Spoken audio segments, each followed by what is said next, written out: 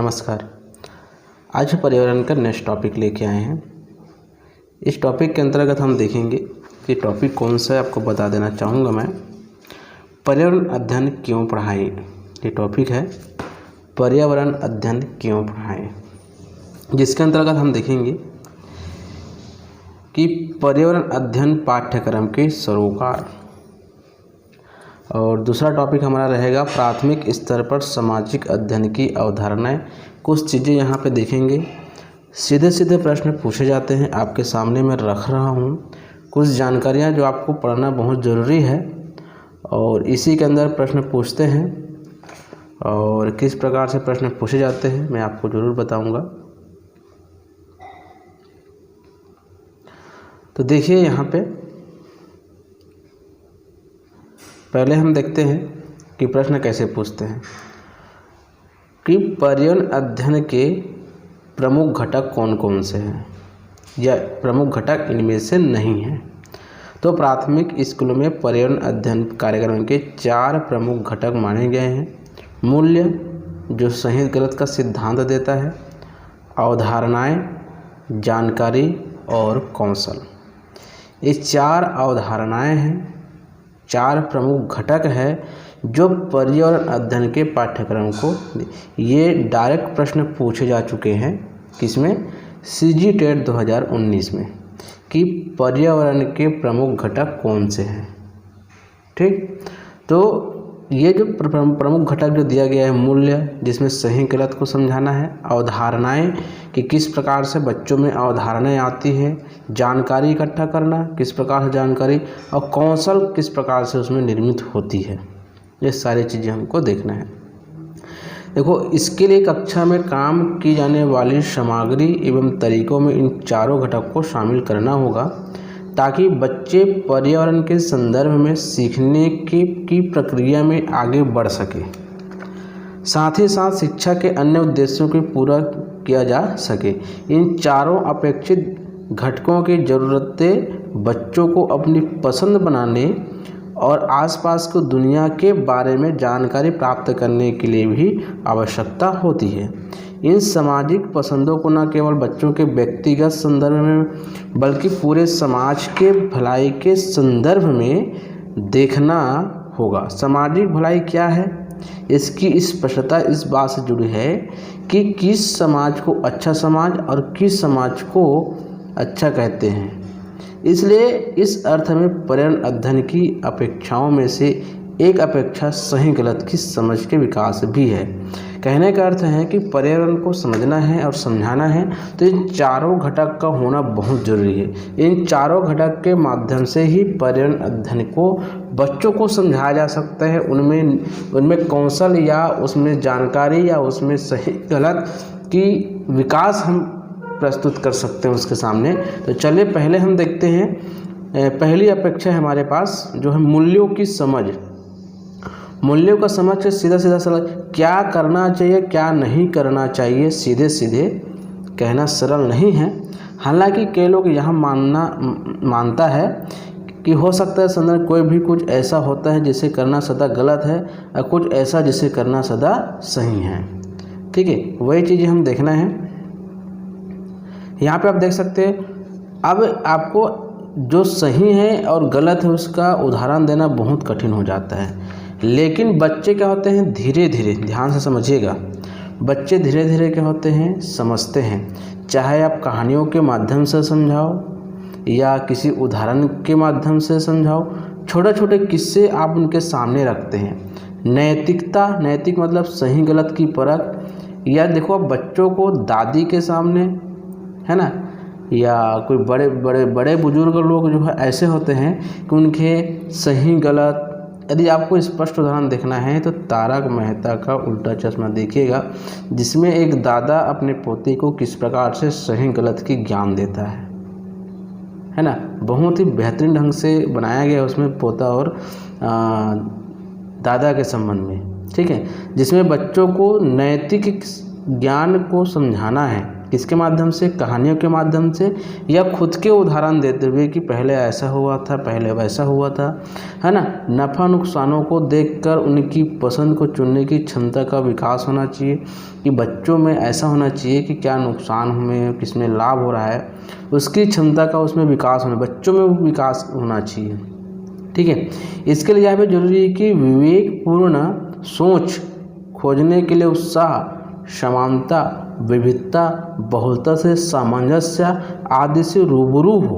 कहने के अर्थ है बच्चों के सामने आप ऐसा चीज़ रखिए जिसमें सोच हो, खोजने हो, उत्साह हो, समानता हो, विविधता हो, बहुलता हो, ऐसे चीज़ें उनके सामने से उनको रूबरू कराना होगा, उनके प्रत्यक्ष उनके सामने रखना होगा, तब जाके उन्हें शामिल कर पाएँ। तो जैसे उसे संविधान में उल्लेखित सिद्धांतों को भी समझना होगा।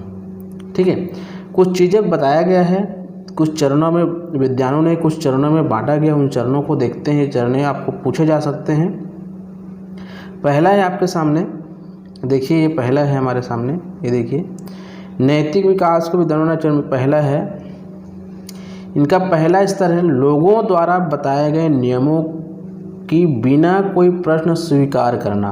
देखो, यदि नैतिक समझ करने को कितने चरणों में बांटा गया है? 3 चरणों में बांटा गया है। कि पहला चरण क्या है कि लोगों द्वारा बताए गए नियमों को बिना कोई प्रश्न स्वीकार करना, पहला चरण याद रखिएगा, चाहे डर के कारण हो या प्रलोभन के कारण। इसके आगे दूसरी स्थिति में यह स्वीकार्य निजी, इसको याद रखिएगा, ये वाला प्रश्न पूछे जा सकते हैं कि इसके आगे दूसरी स्थिति में यह स्वीकार्य निजी या हित स्वार्थ की पूर्ति के कारण हो सकते। बच्चों में नैतिक समझ में विद्वानों द्वारा चरणों में बांटा गया है ना, निज या स्वार्थ पूर्ति, निज हित या स्वार्थ पूर्ति पहला। दूसरे स्तर में बच्ची उन नैतिक सिद्धांत, देखो नैतिक सिद्धांत या मूल्यों को मानने लगती है। पहले क्या था, उसमें कोई बिना प्रश्न पूछे क्या होता था, वो स्वीकार कर लेता था। अब दूसरे स्तर में मतलब जैसे ही थोड़ा सा बड़े हो जाते हैं तो उन नैतिक सिद्धांतों को उनको अब मानने लगेगी कि समाज में अधिक स्वीकार्य है एवं उनके अनुरूप ही हमको व्यवहार करना चाहिए, व्यवहार किया जाता है। तो पहला निज हित स्वार्थ की पूर्ति, दूसरा नैतिक सिद्धांत मूल्यों को मानने वाला, और तीसरा यहाँ पे आप देखेंगे तीसरे स्तर पर तर्कपूर्ण निर्णय द्वारा सही गलत का चुनाव। तर्कपूर्ण, तीसरे में क्या आ जाएगा, तर्कपूर्ण निर्णय आ जाएगा। ठीक है। तो याद रखिएगा कि पर्यावरण अध्ययन की 4 घटक है, और 4 घटक के बाद जो नैतिक मूल्य हम पढ़ते हैं, तो नैतिक मूल्य में पहला है आपका निज स्वार्थ की पूर्ति, नैतिक सिद्धांत मूल्यों और तर्कपूर्ण निर्णय। ठीक है। चलिए हम नेक्स्ट देखते हैं। आगे देखिए क्या कहते हैं, यहाँ पे मैंने बता दिया था ये वाला तर्कपूर्ण वाला। अतः एक ऐसी आवश्यकता है जिसमें बच्ची को धीरे धीरे बेहतर निर्णय में और चुनाव करने में क्या होती है, खुशी ज़्यादा होती है ना, खुशी में ज़्यादा आत्मविश्वास महसूस करने में ज़्यादा मिलती है। ठीक है। उसको ऐसी दिशा में ले जाने की कामयाब होगी जो रेल, औद्योगिक दुर्घटना या नशीले पदार्थ के गलत प्रभावों को देखते हैं तो या तो इसे राह भटकने के लेते हैं।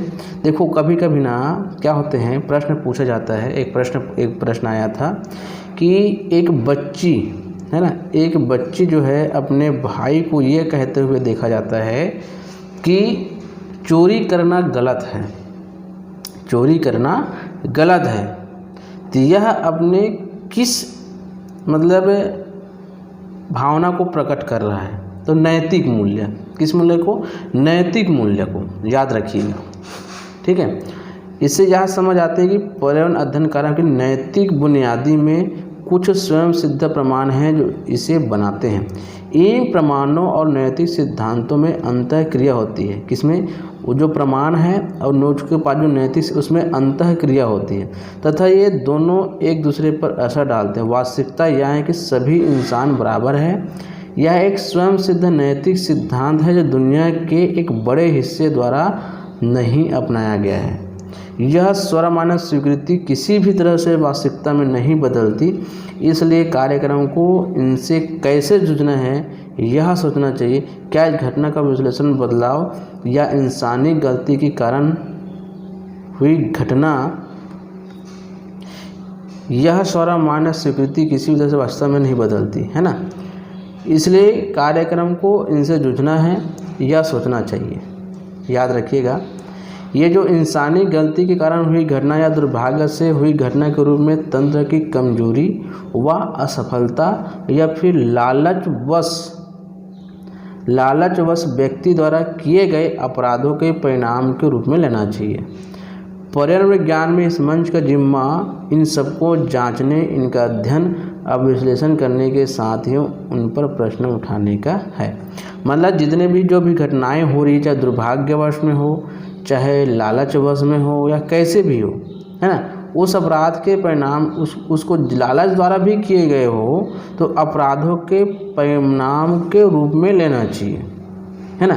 और पर्यावरण विज्ञान के इस मंच का जिम्मा इन सबको जांचने, इनका अध्ययन और विश्लेषण करने के साथ ही उसका अब उनको जांच लीजिए, जिम्मा उठा लीजिए, तब जाकर उसमें प्रश्न उठाने का प्रयास करिए। तो यदि हम इस नैतिक मूल्य की बात करें, सीधी सीधी बात करें, तो आपको याद क्या रखना है, वो 4 घटक याद रखना है। और आपके पास तार्किक प्रश्न रखे जाएंगे कि एक बच्ची जो है अपने भाई को ये कहते हुए पाया गया कि चोरी करना गलत है, यह किस बात को समझाने का प्रयास कर रही है, किस भावना को प्रकट कर रही है। तो याद रखिएगा, यह नैतिक मूल्य को बता रहे, नैतिक मूल्य में सही गलत की परख समझाने का प्रयास करती है। तो ये रहा नैतिक मूल्य। अब हम देखते हैं आगे अवधारणाओं की समझ। तो अवधारणाओं की समझ के लिए क्या करना पड़ेगा, याद रखिएगा, यह स्पष्ट है कि सरोकार के व्यक्ति की अस्तित्व का हिस्सा बनने के लिए इसमें शामिल अवधारणाओं की गहरी समझ जरूरी है। अब आपको एक बात बताता हूँ अवधारणा हमको समझना है। तो अवधारणा समझने के लिए मान लीजिए कोई द्रव है, देखो द्रव है, अब इस द्रव में कौन कौन सा चीज़ें, उदाहरण के लिए हमको समझना है ना, उदाहरण के लिए अवधारणा समझना है तो क्या समझना होगा कि अवधारणा संकीर्ण है या व्यापक है। तो अवधारणा जो संकीर्ण नहीं व्यापक है, मतलब इसका क्षेत्र विस्तृत है, विस्तार है, अवधारणा कोई सीमित नहीं है। तो इनको समझने के लिए, उदाहरण के लिए बच्चों को हमको समझाना है या अवधारणा को, किसी चीज़ का अवधारणा समझना है, तो कोई द्रव है, जैसे जल है, तो जल में कुछ पदार्थ जो है घुलता है, कुछ पदार्थ नहीं घुलता है। तो घुलने वाले पदार्थों को अलग और न घुलने वाले पदार्थों को अलग करने के बाद हम घुलने वाले पदार्थ के गुणों के बारे में समझ सकते हैं और न घुलने वाले पदार्थों के बारे में घुल सकते हैं। जैसे हम शक्कर लेते हैं, शक्कर पानी में घुलता है, और एक लेते हैं हम कंकड़ पानी में नहीं घुलते। तो शक्कर घुलता क्यों है, जल में घुलनशील क्यों है, ठीक है। तो शक्कर के बारे में हमको देखना है तो उनके गुण में क्या आ जाएगा कि शक्कर जो है प्राकृतिक पदार्थों से बनाया जाता है, प्राकृतिक रूप से बनी हुई है ना। इनके जो आणविक संरचना है वो कमज़ोर है, ठीक। अब हम कंकड़ के बारे में देखें, आणविक संरचना कठोर है, जो पानी में नहीं घुलता, ठीक है। तो इनके कुछ गुणों को हम जान सकते हैं, मतलब अवधारणा समझने के लिए उसको प्रयोग के माध्यम से समझेंगे। प्रयोग है, अवलोकन है ना, सत्यता है, ये सारी चीज़ें हमको देखना है, अवधारणा को समझना है तो, ठीक है। अब यहाँ पर देखो वही लिखा गया है कि कौन सा घुलनशील है, कौन सा नहीं। फिर जो पदार्थ घुलनशील, उनमें ऐसे कुछ पदार्थ मिले होंगे जिनमें कुछ सामान्य गुण होंगे जो दूसरे पदार्थों में नहीं होंगे। सीधी सी बात है, जो जिसमें घुलनशील है उसमें उसकी पदार्थ कुछ अलग होगा, और जिसमें घुलनशील नहीं है उसका पदार्थ कुछ अलग होगा।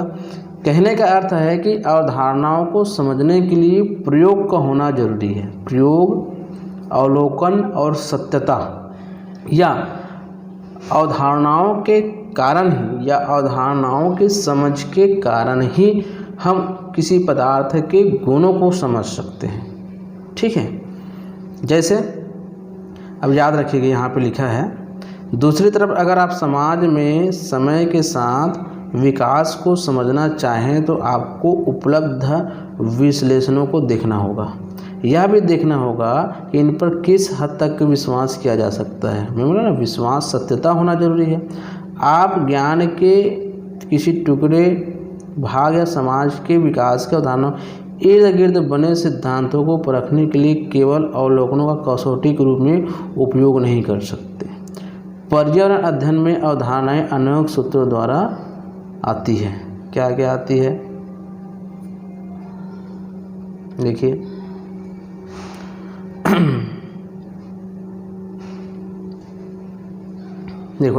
देखो अब यहाँ पे हमको इसलिए इनका स्वरूप अलग है। जैसे उदाहरण, ताप के बारे में आपको जानना है। चुंबकत्व, लोगों, समुदाय, विविधता, बहुलता, है ना, समाज के बीच संप्रेषण, उनके एक दूसरे से निर्भरता, स्थिति, जलवायु, आदतें, सरकार, है ना, सहकारिता, ये सारी चीज़ें आपको देखनी होंगी।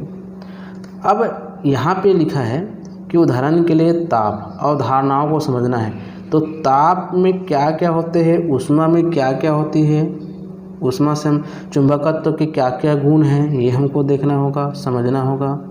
समाज के बीच में संप्रेषण और उनकी एक दूसरे पर निर्भरता, मतलब समाज में आप किस प्रकार से रह रहे हैं, या समाज में ऊष्मा, चुंबकत्व, लोगों के बीच एक दूसरे से निर्भरता कैसी है। अब इनकी अवधारणाएं समझनी है तो ये अवधारणाएं धीरे धीरे अधिक जटिल और अंतर संबंधित होती जाती है। बच्चे की शुरुआती अवधारणाएं, अब बच्ची जो है शुरू में क्या क्या अवधारणाएं, इतने सारे तो समझ नहीं सकता ना वो, ये तो बाद में होगा। लेकिन बच्ची जब शुरू में अवधारणाएं समझती है, कुर्सी हो गया, चीटी हो गया, बिस्तर हो गया, उदाहरण के लिए दिया गया है, बहुत सारी चीज़ें समझती है। लेकिन कुर्सी को समझना है तो कुर्सी की अवधारणा कैसे समझेगा कि इस कुर्सी की अवधारणा समझने के लिए कुर्सी कहाँ से आया, कुर्सी किससे बनी हुई है, यदि कुर्सी लकड़ी से बनी हुई तो लकड़ी कहाँ से आया, और लकड़ी पेड़ों से आया तो पेड़ों को किसने लगाया, यह अवधारणा समझना है। चीटी कहाँ से आती है, कतार बनाकर कैसे चलती है ना, अपने से अधिक भार को कैसे उठा लेता है, सारी चीज़। बिस्तर किस लिए होता है ना, हम सोते हैं। इस प्रकार से अवधारणा बच्चों में समझ बनती है। ठीक है, तो अवधारणाओं को समझने के लिए मतलब किसी भी चीज़ के प्रयोग, किसी भी चीज़ का प्रयोग, अवलोकन और सत्यता तीनों का होना जरूरी है। विश्वास, ठीक है, यहाँ पे आप देख सकते हो लिखा है, चीटी की अवधारणा समझना है तो लाल चीटी, काली चीटी, छोटी व बड़ी चीटी के रूप में बढ़ती हैं जो बच्ची की समझ में उपलब्ध होते हैं। जैसे चीटियों के कई गुण होते हैं, जैसे कतार बनाकर चलना, मीठे भोजन करना या मीठे भोजन का तलाश करना, खतरा जानकर काटना, ये उनकी अवधारणा है। ठीक है, तो चलिए हम नेक्स्ट देखते हैं। तीसरी है जानकारी इकट्ठा करना। और जानकारी इकट्ठा करना क्या होता है कि अब हमको एक बात बताइए, किसी भी चीज़ को समझने के लिए, जैसे हमको नक्शा समझना है, नक्शा या दिशा का ज्ञान हमको कराना है, दिशा, बच्चे दिशा जानना चाहता है। ठीक है, तो सबसे पहले आपको क्या रेखा खींचना पड़ेगा, इसको इस प्रकार से रेखा। ठीक है, ये जानकारी इकट्ठा कर रहा है, एक रेखा करना। अब हम लिखेंगे यहाँ पे उत्तर,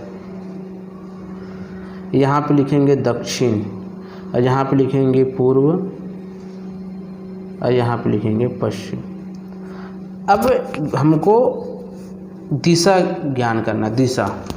अब दिशा ज्ञान करने के लिए क्या क्या चीज़ों का उसका पड़ी, हमको रेखाएं खींचना पड़ा, सांकेतिक चिन्ह बनाना पड़ा, है ना। ऊपर उत्तर है तो हमको ये बताना पड़ा कि जस्ट नीचे उसका दक्षिण होता है। यदि हम पूर्व लिखते हैं तो उसके दूसरे तरफ पश्चिम होता है ना। अब उसके आधार पे हम, ये तो दिशा का ज्ञान हो गया। अब ऋतु का ज्ञान बताना है तब क्या करना पड़ेगा, हमको माह को बताना पड़ेगा। जनवरी, फरवरी, मार्च, अप्रैल, मई, जून, जुलाई, इस टाइप का उनको जानकारी बताना पड़ेगा। कैसे कि नहीं, जून जुलाई अगस्त में बारिश होती है ना, फसल उगाने का काम करते हैं, मौसम बदलते हैं, ऋतु बदलती है, ये देखो लिखा है ना। यदि बच्चों को उदाहरण के लिए नक्शा बनाने के लिए आपको जानना जरूरी है कि उत्तर कहाँ है, दक्षिण कहाँ है, अंतर्राष्ट्रीय सीमा और राष्ट्रीय सीमा के लिए कैसे रेखाएं चाहिए, किन पदार्थों के चुंबक बन सकते हैं, मौसम कितने होते हैं, ऋतु के नाम, फसलों के प्रकार, पानी के स्रोत, विभिन्न जानकारियां हैं जो इससे संबंधित अवधारणा को सीखने में मदद करती हैं। इस तरह बिना नातेदारी के प्रकारों, है ना, रिश्तों, उनके नामों को जाने आप यह विश्लेषण नहीं कर सकते हैं कि हमारी बातचीत और सामाजिक प्रक्रियाओं में लिंग और अन्य रिश्ते में किस स्वरूप में के सामने आएंगे। कहने का अर्थ है यदि आपको इससे संबंधित प्रश्न पूछेंगे तो कैसे पूछेंगे। एक बच्ची को दिशा का ज्ञान कराना है या इस बच्ची को दिशा संबंधी जानकारी हमको प्रदान करना है, तो आप क्या कैसे करेंगे, है ना। तो क्या कैसे करना पड़ेगा आपको, जानकारी रेखाएं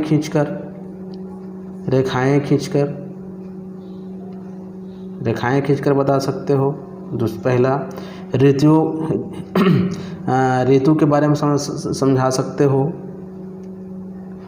भाई हमको दिशा का ज्ञान कराना है कि ऋतु, बारिश इस दिशा से होती है, बारिश मानसून इस दिशा से आता है ना। सूर्य जब इस तरफ होता है तो इस टाइप का हमारे पास हवा इधर से चलती है। मतलब हमको दिशा का ज्ञान कराना है। तो क्या बता सकते, रेखांकित रेखाओं द्वारा, प्रतीक द्वारा या जानकारी इकट्ठा करके दिशा का ज्ञान बताना है या ऋतुओं का ज्ञान बताना है, ऋतुओं के बारे में जानकारी बताना है। ऋतु संबंधी जानकारी आप कैसे देंगे, ऋतु संबंधी, है ना। तो उनको क्या करेंगे, फिर भी हम उसको जानकारी इकट्ठा करते हुए उसको हम जानकारी देंगे। मौसम कितने प्रकार के होते हैं उसकी जानकारी आप कैसे देंगे, ठीक है। तो प्रश्न कुछ इस प्रकार से पूछने की संभावना बनती है। अब आगे हम देखते हैं, ये हो गया। आप चौथा देखते हैं, चौथा बहुत इम्पोर्टेंट है, कौशलों का विकास। कार्यक्रम में चौथी अपेक्षा कौशल है। अब इसमें आपको ये प्रश्न पूछेगा कि क्या साइकिल चलाना, खाना बनाना, है, बोर्ड पर लिखना, पेंटिंग करना कौशल के अंतर्गत आता है। क्या साइकिल चलाना कौशल के अंतर्गत आता है। ये सारी चीज़ें लिख दिया जाएगा, इनमें से कोई भी लिख दिया, इनमें से सभी लिख दिया जाएगा। तो साइकिल चलाना, बोर्ड पर लिखना, खाना बनाना, सारी चीज़ें क्या आती हैं, कौशलों के लिए क्या बार बार अभ्यास करने की आवश्यकता पड़ती है। ठीक है, पढ़ते हैं, चलिए। कार्यक्रम में चौथी अपेक्षा कौशल है। विज्ञान और सामाजिक ज्ञान के सभी पहलुओं से कौशलों की यह फहरिस्त काफ़ी लंबी है। जैसे अवलोकन, देखो कौशल करने के लिए अवलोकन करना जरूरी है, खोजबीन करना जरूरी है, वर्गीकरण करना जरूरी है, छँटनी करना जरूरी है, तुलना करना जरूरी है, समानता और खोजना, ये सारी चीज़ें कौशल सीखने के लिए ज़रूरी है, उनकी पार्ट्स हैं। इनके अलावा विषयों में विशिष्ट अवयव जैसे विश्लेषण और परिस्थितियों पर प्रकट करने की क्षमता। भाई आप कौशल का निर्माण कर रहे हो तो किसी भी चीज़ की कौशल का निर्माण करने के लिए उसे क्या विश्लेषण करने आना चाहिए और उस परिस्थितियों पर विशेष प्रकट करने की अनुभूति या अनुभव होना बहुत जरूरी है। नक्शा बनाना, किसी प्रक्रिया का चित्र बनाना, प्रयोग करना, तालिका और ग्राफ बनाना आदि भी शामिल है। अब आपको नक्शा बनाना है तो नक्शा बनाने के लिए किस चीज़ की आवश्यकता पड़ेगी, जानकारी की आवश्यकता पड़ेगी कि आप जो है आप इस छत्तीसगढ़ का नक्शा बना दिए तो आपको पता होना चाहिए ना कि राजनांदगांव कहाँ पर है, रायपुर कहाँ पर है, नारायणपुर कहाँ पर है, बीजापुर जसपुर कहाँ पर है, जानकारी होना जरूरी है, तब जाके आप क्या करोगे, नक्शा बना पाओगे। चित्र भी बनाना है तो चित्र बनाने के लिए भी आपको जानकारी बहुत जरूरी। कौशलों का विकास कब होगा, जब बार बार अभ्यास करेंगे तब। जैसे कौशल शब्द का इस्तेमाल कई तरीक़ों से किया जाता है, जैसे साइकिल चलाने के कौशल, या साइन बोर्ड पर पेंटिंग के कौशल, या इसका अर्थ है लकड़ी के तख्ते की तरह पर समतल बनाने की कुशलता भी हो सकता है। लकड़ी के तख्ते को समतल बनाने के कौशल के लिए कई उप कौशलों को भी ज़रूरत हो सकती है, जैसे लंबाई, कोण, मात्रा नापना, उपकरणों का इस्तेमाल करना। इसके अलावा इसमें ब्रश या किसी अन्य उपकरण के इस्तेमाल में लाइन या चित्र बनाने का कौशल भी, मतलब ब्रश से चित्र बनाना भी एक कौशल के अंतर्गत ही आता है। ठीक है, आगे देखते हैं। देखो, कौशल के दूसरे प्रकार में देखना है कि संकेतों को समझना, फूल की आंतरिक बनावट देखने की को खोलना, प्रयोग करना। देखो, संकेतों को समझना भी एक कौशल है, फूल की आंतरिक बनावट को देखना भी एक कौशल है। ठीक, सूचनाएं दर्ज करना भी एक कौशल है, ग्राफ बनाना भी एक कौशल है। सारी चीज़ें एक कौशल का। तीसरी कौशल के बारे में हम देख रहे हैं तो संबंध का अवलोकन करना भी, आंकड़े का विश्लेषण करना भी, पैटर्न बताना भी, परिस्थितियों पर प्रतिक्रिया देना, नक्शे की योजना बनाना, अवधारणा बनाना, कई तरीके से अन्य कौशल भी इसके अंतर्गत आते हैं। यदि सीधे हम कहें, है ना, तो यहाँ तक अक्सर समस्याओं को सुलझाने के लिए कुशलता और क्षमता शब्द का इस्तेमाल करते हैं। कुशलता और क्षमता ये भी कौशल के अंतर्गत आते हैं। कुशलता कब आएगी, जब आप बार बार अभ्यास करेंगे। कहने का अर्थ ये, किसी भी कौशल में निपुणता हासिल करने के लिए बार बार अभ्यास महत्वपूर्ण भूमिका निभाता है। प्रश्न यदि पूछे, किसी भी कौशल में निपुणता हासिल करने के लिए बार बार हमको चाहिए कि क्या चाहिए, अभ्यास चाहिए। किसी भी चीज़ों में निपुणता लाने के लिए हमको अभ्यास की आवश्यकता पड़ती है। साइकिल चलाना, कार चलाना, ये सारी चीज़ें कौशल के अंतर्गत आता है ना। कोई भी चीज़ें हम एक दिन में नहीं सीख सकते, इसके लिए हमें निरंतर अभ्यास की ज़रूरत पड़ती है। हर बार के प्रयास में हमें उस कौशल पर थोड़ी थोड़ी पकड़ हासिल करते जाते हैं। इस दौरान हम गलतियों से सीखते हैं, है ना। याद रखिएगा, ये प्रश्न आ चुका है कई बार। गलतियों से सीखते, बच्चा साइकिल चलाते हुए गलतियां कर रहा है, वो क्या करना चाह रहा है, वो सीखना चाह रहा है, उनमें सुधार करते हैं। बिल्कुल, गलतियां करते हैं तो सुधार जरूर होती है। तो छोटे छोटे पॉइंट को आपको समझना है। तो इससे संबंधित प्रश्न जो है यहाँ से, आज का वीडियो से 1 नंबर का प्रश्न यहाँ से ज़रूर पूछेंगे। अच्छे से ध्यान रखिएगा और पढ़िएगा। तो दोस्तों, इस वीडियो में कौशल से संबंधित प्रश्न आदि आपको पूछते हैं तो आपको जो मैंने बताया वो आपको बताना है। नैतिक मूल्य से संबंधित प्रश्न आपको पूछ सकते हैं, जानकारी से पूछ सकते हैं, है ना। इस प्रकार से आपके पास पूछते रहेंगे और आपको बताना है ये कौशल संबंधित है, जानकारी से संबंधित है, अवधारणा से संबंधित है, और एक है आपका मूल्यों की समझ से। एक तो ये प्रश्न पूछेगा और यहाँ से 4 पॉइंट बनता है, 4-5 प्रश्न बनते हैं, जिनमें से एक प्रश्न जरूर पूछेंगे। अब ये एक बार पूछे जा चुके हैं, इसी प्रकार से अन्य प्रश्न भी पूछे जा चुके हैं। तो दोस्तों, आज के वीडियो में बस इतना ही। Thank you.